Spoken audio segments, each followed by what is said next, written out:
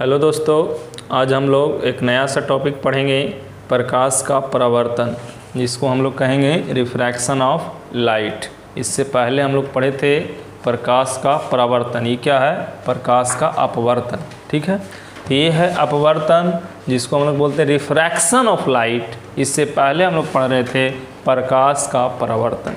तो लगभग टॉपिक हम लोग क्लियर कर चुके थे। एक छोटा सा टॉपिक जो आपको हम नहीं पढ़ाए थे, जो 10th में पढ़ना था, जिसको आप लोग जानते हैं दर्पण सूत्र। दर्पण सूत्र मैंने इसलिए प्रयोग नहीं किया, प्रूफ नहीं किया कि ज़रूरत यहाँ पर है नहीं। ठीक है, इसलिए इसको आप जानते हैं 10th क्लास से। तो इसको यहाँ प्रूफ भी कर सकते थे, जैसे F=R/2 को मैंने प्रूफ किया था, लेकिन कोई ज़्यादा फ़ायदा नहीं होता। सिर्फ फार्मूला का प्रयोग है, आपको प्रूफ करने के लिए यहाँ ये सब छोटी छोटी क्वेश्चन नहीं पूछेगी। ये 10th तक ही सीमित था। तो ये सब आपका रिफ्लेक्शन में था, परावर्तन में था। आज हम लोग पढ़ रहे हैं अपवर्तन। तो अपवर्तन में विस्तार से चर्चा करेंगे, और इसकी कुछ PDF क्वेश्चन में आपको लिंक में नीचे दिया रहेगा, उससे डाउनलोड कर लीजिएगा, उससे भी आप देख सकते हैं। ठीक है, चलिए, तो जो कि आपके पास टेलीग्राम में भी रहेगा, व्हाट्सएप पर भी रहेगा, दोनों में दिया गया रहेगा, वहाँ से लोड करके आप कुछ क्वेश्चन को सॉल्यूशन करिएगा। आज हम लोग नया सा टॉपिक पढ़ेंगे, प्रकाश का अपवर्तन। तो प्रकाश का अपवर्तन किसे कहते हैं, ये सबसे बड़ी बात है शुरू में। देखिए, तो देखिए मैं समझाने का प्रयास करता हूँ, समझिए। अगर अपवर्तन की चर्चा करता है या परावर्तन की, बहुत इम्पोर्टेंट बात है, ये दोनों में टेंशन हो जाता है। देखिए, जो नहीं 10th बढ़िया से पढ़ेंगे उनके लिए खासकर परावर्तन और अपवर्तन ये क्या होता है, यही कितना लोग को समझ में नहीं आता है। तो देखिए, ऐनक देखें ना हम लोग, ऐनक, तो ऐनक में क्या ई पार्श्व पर दिखता है? नहीं दिखता। हम लोग को चेहरा दिखता है। तो चेहरा दिखने का मतलब है कि उसमें क्या हो रहा है? परावर्तन हो रहा है। समझ में आया? तो ये परावर्तन की घटना हुआ। ठीक है, जैसे जितना भी सारे वस्तु है, अगर आपको इस पार्श्व उस पर नहीं उसमें दिख पा रहा है, तो समझिए कि वो आपका परावर्तक सतह है। उस पर से लाइट आपकी वापस आ जाएगी टकरा करके। तो जिससे टकरा के वापस आना, तब वापस आना माने परावर्तन, और वापस ना आना यानी उसी में चल जाना, तो कहेंगे अपवर्तन। जैसे एग्जाम्पल, अब कांच का कोई टुकड़ा है, ऐनक नहीं है, कांच है, ये कांच, ग्लास, जैसे शीशा का ग्लास देख रहे हैं, तो ग्लास है। तो अगर उसमें इधर से टॉर्च मारिएगा तो उधर लाइट जाएगा कि नहीं जाएगा? तो वो क्या कहलाएगा? अपवर्तन कहलाएगा उसके। इसमें पानी में आप देखते होंगे लाइट इधर से इधर पार कर जाती है, तो क्या कहलाएगा? अपवर्तन कहलाएगा। तो परावर्तन अपवर्तन में बस सिंपल क्या ध्यान रखना है कि पारदर्शी माध्यम होगा, ये पार्श्व पर दिख सकता है तो समझेंगे कि उसमें अपवर्तन होगा, नहीं दिख सकता तो समझेंगे कि परावर्तन होगा। ठीक है, तो ये चीज़ परावर्तन अपवर्तन को दिमाग में रखिए, नहीं तो फिर भाषा में पता नहीं चलेगा परावर्तन अपवर्तन क्या होता है, नहीं तो फिर आगे जाके क्वेश्चन में लैंग्वेज पर आपको दिक्कत करेगा। तो परावर्तन अपवर्तन एक सिंपल भाषा में हम लोग समझे हैं, लेकिन देखिए अब हम लोग क्या करेंगे, डिफिनीसन देंगे तो कैसे देंगे। देखिए, तो डिफिनीसन क्या होगा, ये देखिए परावर्तन में क्या होता था कि जब कोई प्रकाश की किरण किसी वस्तु से टकराती थी, तो टकराने के बाद उसी माध्यम में लौट आती थी, तो वह घटना परावर्तन कहलाती थी। लेकिन यहाँ क्या होगा, प्रकाश की अपवर्तन में, तो यहाँ पर क्या होगा कि जब प्रकाश की किरणें जाती है एक माध्यम से दूसरे माध्यम, जब प्रकाश की किरणें चलती है एक माध्यम से दूसरे माध्यम में, तो वहाँ पर वो अपने रास्ते से मुड़ जाती है। तो वो रास्ते से मुड़ जाती है, तो वही घटना क्या कहलाता है? प्रकाश का अपवर्तन कहलाता है। बस सिंपल लैंग्वेज में हम लोग लिख देते हैं। लिखिए, जब प्रकाश की किरणें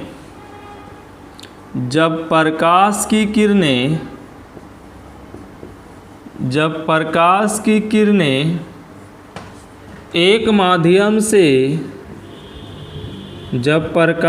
नोट करते चलिएगा, जब प्रकाश की किरणें एक माध्यम से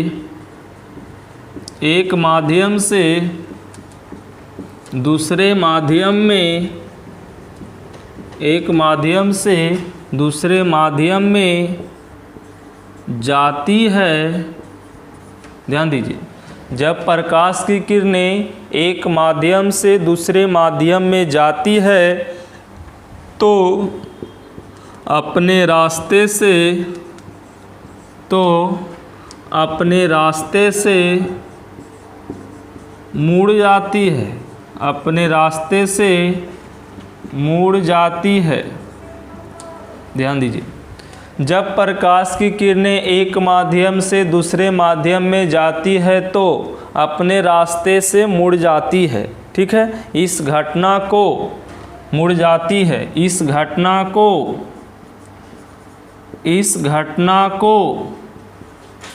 प्रकाश का अपवर्तन कहते हैं। ये आपके पास डेफिनेशन होगी। ठीक है, डेफिनेशन को दिमाग में रखिए, डेफिनेशन दिमाग में रहने से आपको बहुत फ़ायदा करते हैं। ठीक है, चलिए अब आगे हम लोग बढ़ेंगे तो क्या करेंगे, तो आगे बढ़ेंगे तो अब हम लोग जो अपवर्तन होता है कितने तरीके से होता है इसके बारे में चर्चा करेंगे। यानी कहने का मतलब है मेरा कि प्रकाश का अपवर्तन देखिए, तो जो प्रकाश का अपवर्तन है उसका दो तरीका है। तो लिख सकते हैं हम लोग प्रकाश के अपवर्तन के दो तरीके हैं, या दो प्रकार से होते हैं, लिख सकते हैं आप। प्रकाश का अपवर्तन दो तरीके से होते हैं। इसको समझने से पहले कुछ और समझते हैं। देखिए, मैंने अभी माध्यम की चर्चा किया, क्या बोला, माध्यम, क्या बोला, जब प्रकाश की किरणें एक माध्यम से दूसरे माध्यम में जाती है तो अपने रास्ते से मुड़ जाती है। तो उसी प्रकार यहाँ समझिएगा माध्यम, तो माध्यम यहाँ पर दो प्रकार के होते हैं। एक होते हैं विरल माध्यम, एक होते हैं सघन माध्यम। ठीक है, ये चीज़ दिमाग में रखना है। एक होते हैं विरल माध्यम, एक होते हैं सघन माध्यम।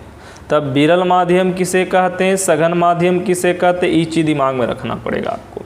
तो देखिए, विरल माध्यम को हम लोग रेयर बोलते हैं, विरल माध्यम को रेयर बोलते हैं,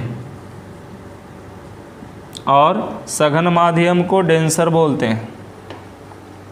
ठीक है, तो विरल माध्यम को रेयर और डेंसर समझ रहे हैं, तो वही कहेंगे विरल और सघन, रेयर और डेंसर। देखिए, अब रेयर और डेंसर क्या होता है या विरल और सघन क्या होता है, तो देखिए अगर इसको हम लोग समझने के प्रयास करें तो देखिए ये कोई फिक्स नहीं है। इसको शॉर्ट में हम लोग R बोलेंगे, इसको शॉर्ट में इसको D बोलेंगे।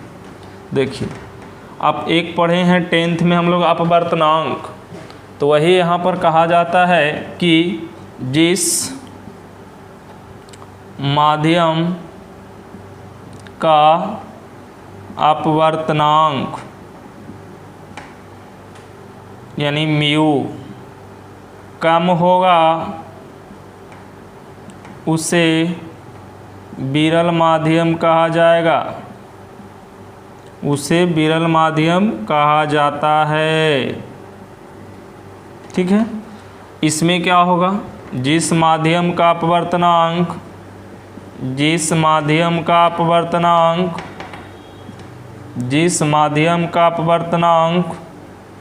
ज़्यादा होगा उसे सघन माध्यम कहा जाता है, उसे सघन माध्यम कहा जाता है। अब देखिए, अब कोई फिक्स नहीं है कि विरल होगा ही सघन होगा, ये तो मैं सिंपल बातें में आपको इस तरह से बता दिया। इस लिखे या ना लिखे इसकी कोई ज़रूरत नहीं है, मैंने समझा रहा हूँ अभी, शॉर्ट में मैं बताता हूँ। देखिए, विरल के मतलब आप समझेंगे बिखड़ा बिखड़ा, क्या समझेंगे, बिखड़ा। ठीक है, मतलब अलग अलग। विरल मतलब अलग अलग, सघन मतलब सटा सटा, सघन मतलब सटा सटा। याद रखने का मैं तरीका बता रहा हूँ, सटा सटा। ठीक है, तो ये सटा सटा क्या है और हटा हटा क्या है, इस तरह समझिए। देखिए, समझने के लिए मैं बता रहा हूँ थोड़ा और। अगर मान लीजिए कि आपके पास इस तरह से पहला माध्यम है, ये दूसरा माध्यम है, ये तीसरा माध्यम है। ठीक है, तो ये आपके पास हवा है, ये आपके पास मान लीजिए कि अभी पानी है यहाँ पर, ठीक है। और भी माध्यम आप मान सकते हैं, कोई दिक्कत नहीं है। अब मान लीजिए कि यहाँ पर और एक छोटा सा इस माध्यम को मान लेते हैं, क्या है, ग्लास का टुकड़ा है इस तरह से, क्या है, एक ग्लास का टुकड़ा है इस तरह से। तो ये हो गया तीसरा माध्यम, फिर से ही हवा है चौथा माध्यम। तो देखिए ध्यान देने की बात, ये क्या है, हवा है, ये क्या है, पानी है, ये क्या है, शीशा कांच है, फिर से क्या है, हवा है। तो देखो समझना थोड़ा सा, फिर से मैं यहाँ लिख रहा हूँ। अगर ये हवा है और ये पानी है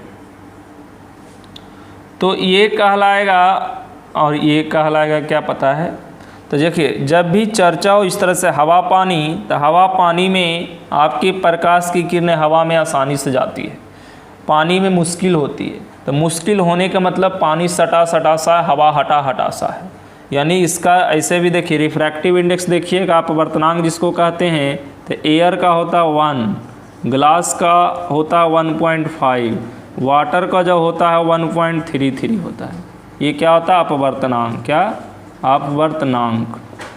ठीक है, ये सब छोटी छोटी पॉइंट समझने वाला है, समझने के बाद नोट करने में मज़ा आएगा। तो ये सब वैल्यू है। तो देखिए मैंने क्या बोला, जिसका अपवर्तनांक ज़्यादा, तो हवा का पानी का कितना है भाई, तो हवा का इसके पास कितना हो गया 1, इसका कितना हो गया 1.3। ठीक है, तो 1.33 जो होता है, तो किसका ज़्यादा, इसका ज़्यादा, तो ये क्या हो गया सघन, ये क्या हो गया विरल। समझ में आया, मैंने जिसका ज़्यादा उसका सघन कहेंगे, जिसको कम उसको विरल कहेंगे। दूसरा स्टेप ले लेते हैं इस तरह से, मान ली इसमें पानी है, इसमें क्या है, कांच है, तो इसको क्या बोलेंगे आप, कांच का पानी का कितना 1.33, कांच का कितना 1.5, तो ये क्या हो गया विरल, ये क्या हो गया सघन। तुलना करने पर डिपेंड करेगा किस में। और भी केस ले सकते हैं आप, देखिए अगर मान लीजिए इस तरह से हम लोग लेते हैं, ये है आपके पास हवा, ये आपके पास कांच, तो क्या होगा, ये आपके पास क्या हो गया विरल, ये क्या हो जाएगा सघन। ये चीज़ दिमाग में रखना, ठीक है। यानी कहने के मतलब जिसका अपवर्तनांक ज़्यादा होगा वो क्या होगा सघन होगा, जिसका कम होगा वो क्या होगा विरल होगा। तो ये सब अगर नहीं जानते हैं, बिल्कुल मूर्ख हैं एक तरह से कहें, कुछ कभी नहीं पढ़े हैं, तो इसको आप नोट कर सकते हैं। अगर जानते हैं तो नोट करने की कोई ज़रूरत नहीं है। ये वाली बातें आगे भी हम पढ़ाएंगे, ये सारी चर्चा आगे भी विस्तार से करेंगे हम। चलिए अब हम लोग बढ़ते हैं प्रकाश के अपवर्तन के तरीके पर, ठीक है। इसको आप नोट करने की ज़रूरत ज़्यादा नहीं है, अगर मन करे तो कहीं नोट कीजिए, लेकिन कोई ज़रूरत नहीं है। यहाँ पर हम आगे बढ़ते हैं और इसको नए बातें जो ज़रूरत है हम बताते हैं, क्योंकि ये सब समझना है।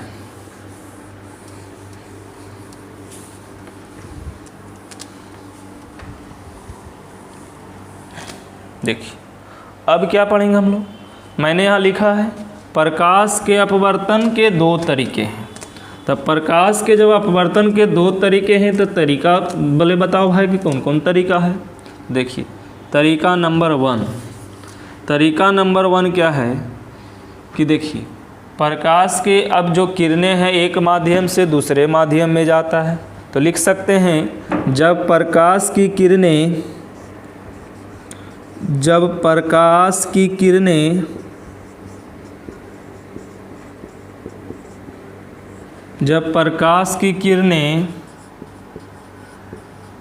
विरल माध्यम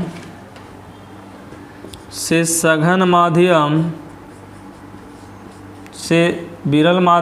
सघन माध्यम में जाती है,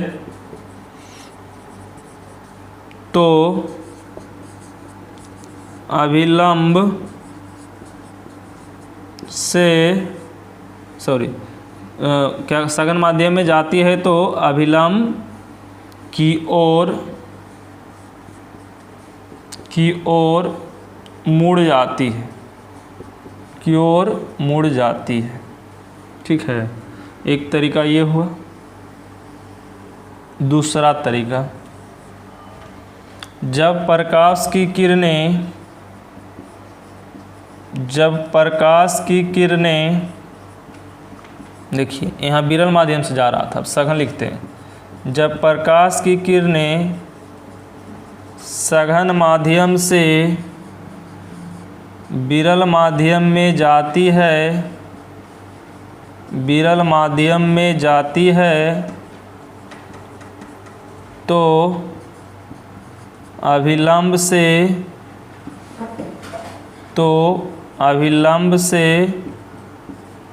दूर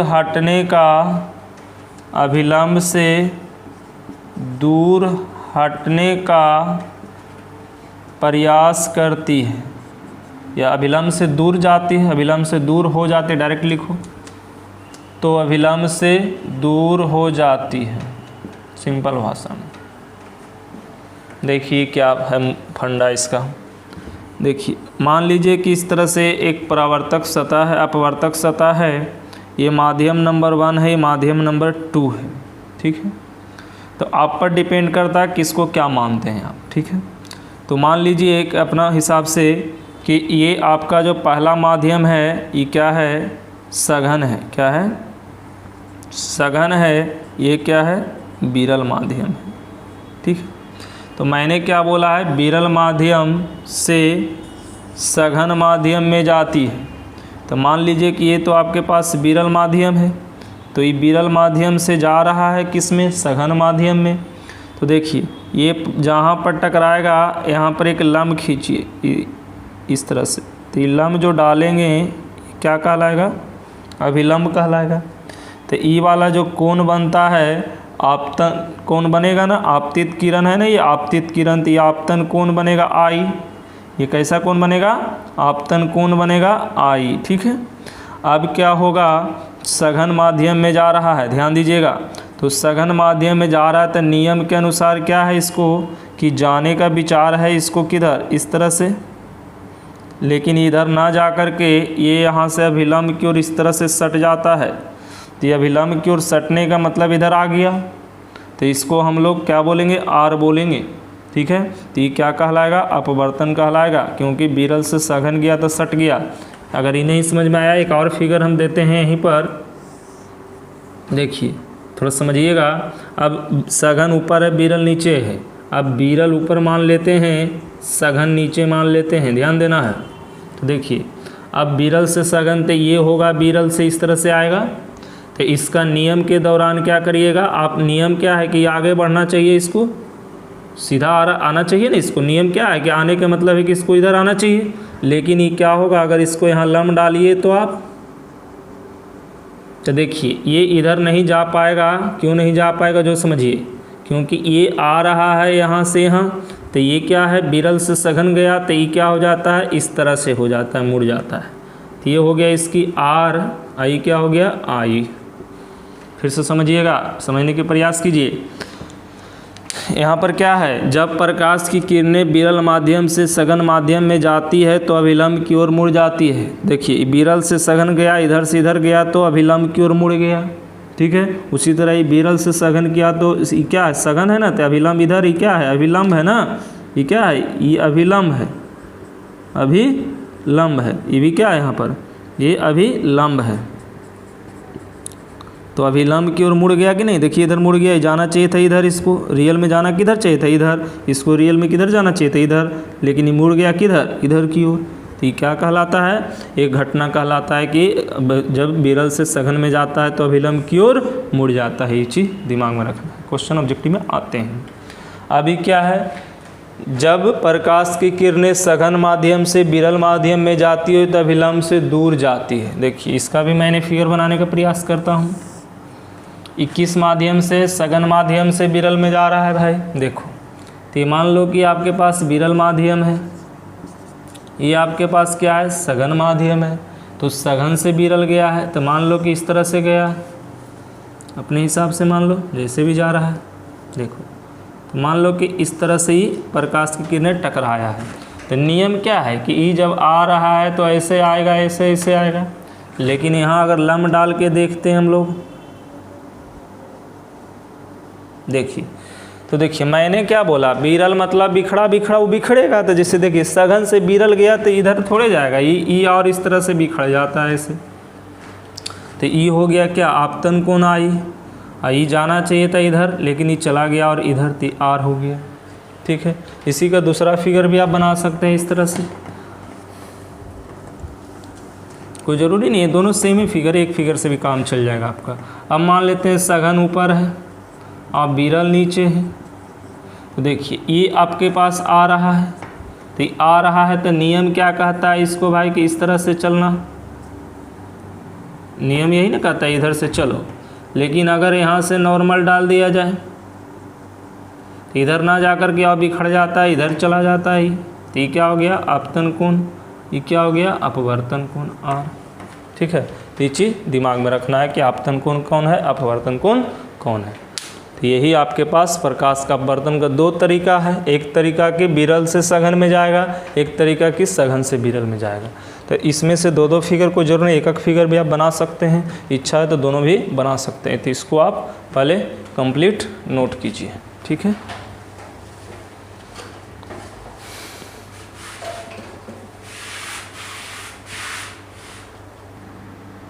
चलिए अब इसको नोट कीजिए, हम ऊपर से मिटा रहे हैं। ठीक है, अब आगे हम लोग टॉपिक कुछ अलग चेंज कर रहे हैं, चेंज का इसी का थोड़ा सा और विस्तार होगा।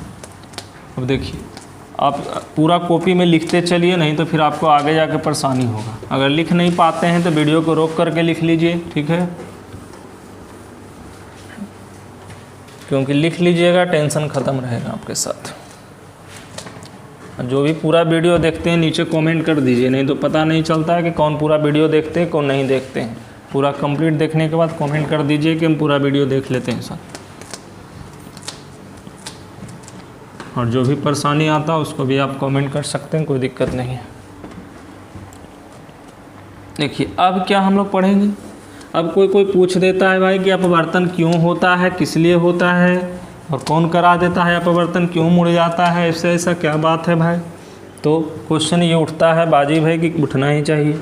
देखिए तो क्वेश्चन उठता है कि प्रकाश के अपवर्तन के क्या कारण हैं। क्वेश्चन है प्रकाश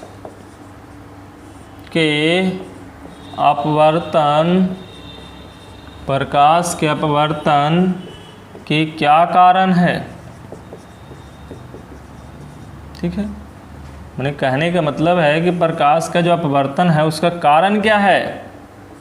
देखिए क्या है, तो रियल में क्या कारण है वो समझिए। रियल में कारण क्या है कि प्रकाश की चाल जो होती है अलग अलग माध्यम में अलग अलग होती है।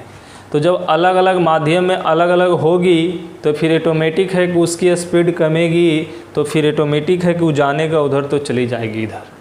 मेन कारण यही रखिएगा, याद ऑब्जेक्टिव में भी पूछा जाता है प्रकाश का अपवर्तन का मुख्य कारण क्या है। तो प्रकाश का अपवर्तन का मुख्य कारण है कि प्रकाश की चाल अलग अलग माध्यम में अलग अलग होती है। देखिए प्रकाश के अपवर्तन का कारण क्या है, तो यहाँ लिख रहे हैं प्रकाश के अपवर्तन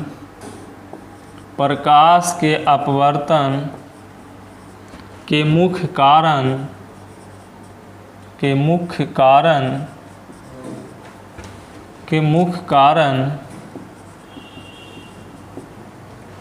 प्रकाश के अपवर्तन के मुख्य कारण है प्रकाश की चाल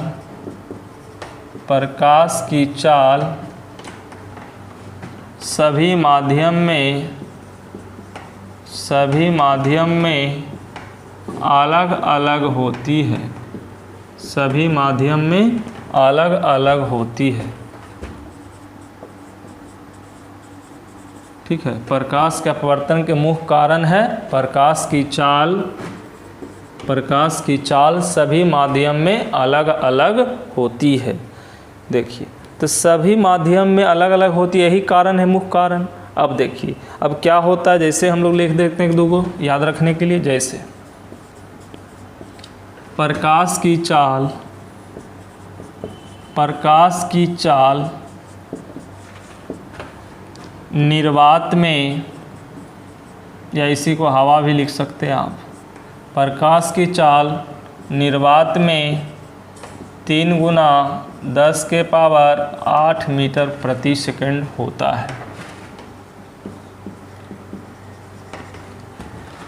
दूसरा एग्जाम्पल भी लिख सकते हैं आप, प्रकाश की चाल निर्वात में इतना होता है, पानी में जब जाता है तो इसकी 2.25 गुना 10 के पावर 8 मीटर प्रति सेकंड होता है। यही अगर कांच में चला जाता है, कांच में, तो इसकी जो होती है 2 × 10 के पावर 8 मीटर प्रति सेकंड होती है। तो वही बात है कि आपका माध्यम बदलने से प्रकाश की चाल बदल जाता है। ठीक है, तो कह सकते हैं प्रकाश की अपवर्तन का मुख्य कारण यही है। प्रकाश की अपवर्तन का मुख्य कारण यही है। ठीक है, ये चीज़ दिमाग में रखना है। तो मुख्य कारण पता चल गया प्रकाश का। अब आगे हम लोग बढ़ते हैं। नोट करते चलिए, फ़ायदा करेगा आपके साथ।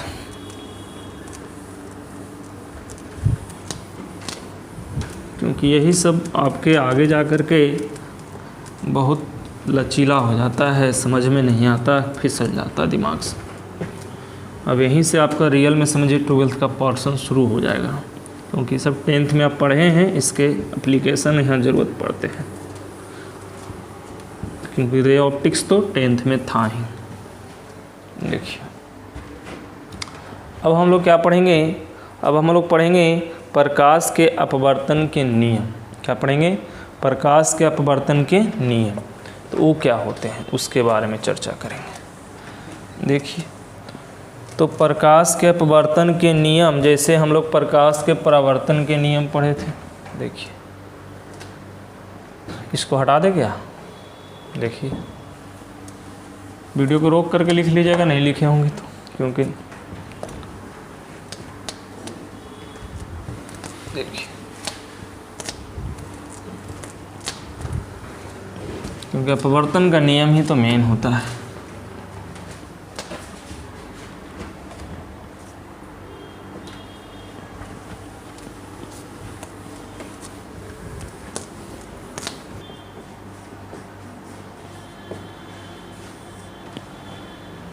रोक दिया।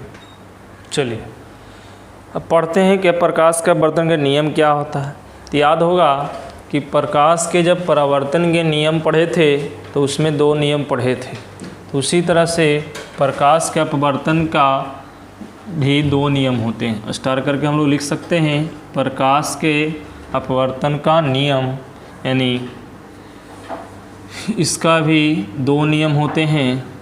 नंबर 1, देखिए, तो अभी हम लोग कैसे अपवर्तन देखें, जो फिर से मैं देखने का प्रयास करता हूँ। देखिए, ये आपके परावर्तक सतह, मान लीजिए कि ये आपके पास आ रहा है प्रकाश की लाइट। ठीक है, तो नियम क्या कहता है, ये आगे बढ़ो इससे। लेकिन अगर यहाँ पर आपके पास नॉर्मल डलाता है ऐसे, तो मीडियम पर अब डिपेंड करेगा। अब देखिए, अगर ये विरल से सघन में जाती है तो विरल से सघन, सघन के मतलब सट जाएगा वो। तो ये नॉर्मल है तो नॉर्मल की ओर लाइट इस तरह से ही आएगा, इस तरह से, इस सट गया ना इधर। लेकिन उल्टा हो जाता, ये माध्यम हो जाता क्या, सघन, ये हो जाता विरल, तो ये इधर ना आकर के ये इधर की ओर लौट जाता। तो ये क्या हो जाता, फिर ये हो जाता सघन, ये हो जाता क्या, विरल। तो यही चीज़ दिमाग में रखना है कि सघन होगा तो क्या होगा, विरल होगा तो क्या होगा। समझ में आया? चलिए, तो अब इसी को हम लोग क्या कहेंगे, फिगर अगर देखा जाए तो ई वाला क्या होगा, कोण, आपतन कोण। और यहाँ से अगर ये देखिएगा तो ये क्या हो जाएगा आपके पास, अपवर्तन कोण। और इस किरण को अगर नाम दे दिया जाए तो क्या होगा, ये अगर ए ओ आई ए बी। ठीक है, तो यहाँ से ए ओ क्या है, आपतित किरण है। क्या, कैसे किरण है, आपतित किरण है ना। मान लीजिए नाम दे देते हैं MN। अब देखिए तो AO और OB क्या है, OB जो है अपवर्तित किरण है, अपवर्तित किरण है। कैसी किरण है, अपवर्तित किरण है, ठीक है। अब देखिए O क्या है, O आपतन बिंदु है, O क्या है, आपतन बिंदु है, O आपतन बिंदु है। मान लीजिए कि ये AB तो था तो इसको PQ मान लेते हैं। PQ क्या है, तो PQ अपवर्तक सतह है। क्या है, अपवर्तक सतह है, अपवर्तक सतह है, ठीक है। अब देखिए MN क्या है, MN अभिलंब है। क्या है, अभिलंब। ये सब जानना बहुत ज़रूरी है। अब I क्या है, तो I आपके पास आपतन कोण है। क्या है, आपतन कोण है, ठीक है। R क्या है, तो अपवर्तन कोण है, अपवर्तन कोण। तो इतना बिंदु आपके पास जानना ज़रूरी है। ये सब जानिएगा तभी समझ में आएगा, ठीक है। चलिए, और इसमें और भी पॉइंट अगर दिमाग में रखना है तो लिख सकते हैं। पहला माध्यम क्या है, तो पहला माध्यम जो है इसमें क्या है, सघन है। दूसरा माध्यम क्या है, दूसरा माध्यम आपके पास यहाँ पर विरल है, ठीक है। ये चीज़ दिमाग में रखना है, ताकि ये सारे बात समझ में आएगा तो अपवर्तन समझ में आएगा, नहीं तो फिर मुश्किल है। तो देखिए अब नियम क्या है अपवर्तन का, जो समझिए। परावर्तन का हम लोग पढ़ चुके हैं, खास करके याद ही होगा आपको, 10 से भी। अपवर्तन भी याद होगा। देखिए तो क्या होता है, ये देखिए। तो ये तो पहले हम लोग को पता है कि प्रकाश के अपवर्तन का 2 नियम है, जैसे परावर्तन के 2 नियम पढ़े थे। तो हम लोग प्रकाश का अपवर्तन का 2 नियम, तो यहाँ क्या होगा जो देखिए, तो वही बोलेंगे। आपतित किरण, अपवर्तित किरण, आपतन बिंदु पर डाला गया विलंब, तीनों एक ही तल में होते हैं। फिर से बोलते हैं, आपतित किरण, अपवर्तित किरण, आपतन बिंदु पर डाला गया विलंब, तीनों एक ही तल में होते हैं। ये हुआ पहला नियम। अब कोई बोलेगा दूसरा नियम क्या है, तो देखिए दूसरा नियम क्या होता है। देखिए किसी, देखिए इसमें स्पष्ट अब रंग की चर्चा आ जाएगी, कलर की चर्चा आ जाएगी, क्योंकि रंग पर डिपेंड करता है अपवर्तनांक, क्योंकि प्रत्येक रंग का अलग अलग अपवर्तनांक होता है। तो हम लोग किसी खास रंग के लिए चर्चा करेंगे। तो खास रंग के मतलब कोई भी रंग एक ले सकते हैं आप। देखिए तब क्या बोलेंगे दूसरा में, किसी खास रंग के लिए, किसी खास रंग के लिए आपतन कोण की जया, किसी खास रंग के लिए आपतन कोण की जया और अपवर्तन कोण की जया का अनुपात स्थिरांक होता है, यानी कांस्टेंट होता है। जया मतलब साइन, आपतन कोण की जया बटा अनुपात अपवर्तन कोण की जया क्या होता है, स्थिरांक होता है, कांस्टेंट होता है। ये दूसरा नियम कहलाता है, ठीक है। हम इसको विस्तार से लिख देते हैं पहले, उसके बाद आपको दिमाग में रखना है। लिखिए पहला, आपतित किरण, अपवर्तित किरण, आपतित किरण, अपवर्तित किरण, आपतित किरण, अपवर्तित किरण तथा आपतन बिंदु पर डाला गया विलंब, आपतन बिंदु पर डाला गया विलंब तीनों एक ही तल में, तीनों एक ही तल में हो, तीनों एक ही तल में हो। एक ही तल में होते हैं लिख सकते हैं, एक ही तल में होते हैं। आपतित किरण, अपवर्तित किरण तथा आपतन बिंदु पर डाला गया विलंब तीनों एक ही तल में होते हैं या एक ही तल में होता है। ये हो गया पहला। दूसरा अभी मैंने लिखा हुआ है वहाँ शॉर्ट में, किसी खास रंग के लिए, किसी खास रंग के लिए, रंग यहाँ चर्चा करना जरूरी है, किसी खास रंग के लिए आपतन कोण की जया, आपतन कोण की जया, आपतन कोण की जया, आपतन कोण मतलब आई, आपतन कोण की जया तथा अपवर्तन कोण की जया, अपवर्तन कोण आर की जया के अनुपात, के अनुपात स्थिरांक, स्थिरांक मतलब कांस्टेंट होते हैं। अतः यहाँ से लिख सकते हैं साइन आई बटा साइन आर इक्वल टू स्थिरांक यानी कांस्टेंट।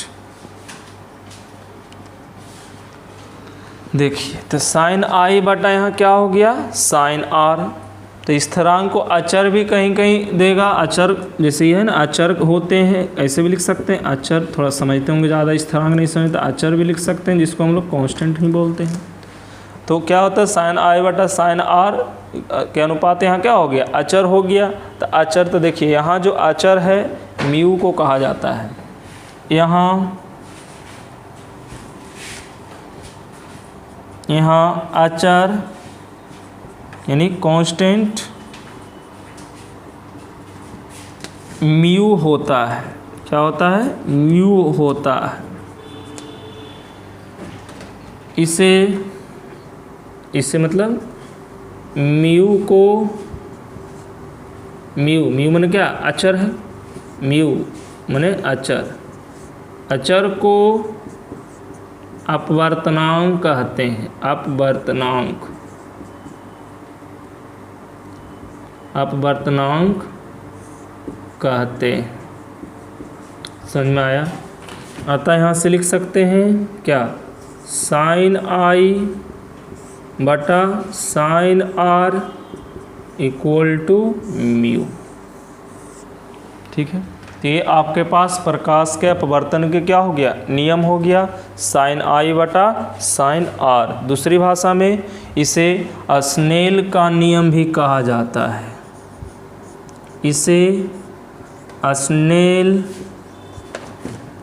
का नियम भी कहा जाता है, इसे स्नेल के नियम भी कहा जाता था। कभी कभी पोस्ट क्वेश्चन पूछ देता स्नेल का नियम किसे कहते हैं, तो साइन आई बटा साइन आर या अपवर्तन के दूसरे नियम को हम लोग क्या बोलते हैं स्नेल के नियम कहते हैं। ठीक है, तो ये आपके पास प्रकाश के अपवर्तन का नियम हो गया। अब हम लोग विस्तार से अब हम लोग विस्तार से इसको नेक्स्ट क्लास में थोड़ा सा और पढ़ेंगे कि अपवर्तनांक क्या है और इसकी विस्तार चर्चा। ठीक है, तो आज तक का क्लास इतना ही, और वीडियो पूरा देखे हैं तो नीचे कमेंट कीजिए कि हम पूरा वीडियो देख लिया। जो नहीं देखते रेगुलर उनको आप शेयर भी कर दीजिए, और कोई भी डाउट हो तो उसको नीचे लिखिए। Thank you.